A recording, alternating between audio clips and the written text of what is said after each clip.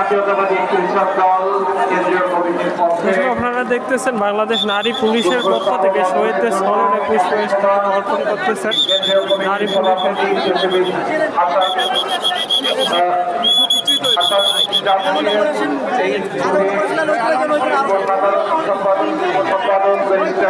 ওবায়দুর রহমান টিপু সহ আব্দুল্লাহ আল বাকি সর্বসাধারণ সম্পাদক অ্যাডভোকেট আব্দুল সালাম খান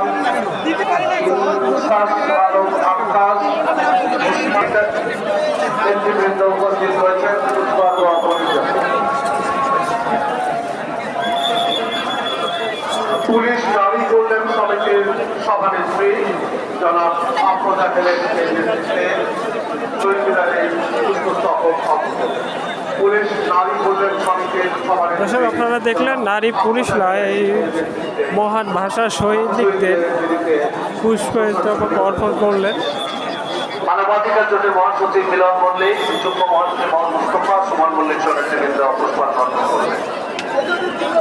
বাংলাদেশ জাতীয়তাবাদী কৃষক দল ঢাকা মহানগর উত্তরের সংগ্রামী সদস্য সচিব শফিকুর রহমান মিঠুর নেতৃত্বে সংগঠনের যুগ্ম আহ্বায়ক ফারুক হোসেন এবং অন্যান্য নেতৃবৃন্দ রয়েছেন।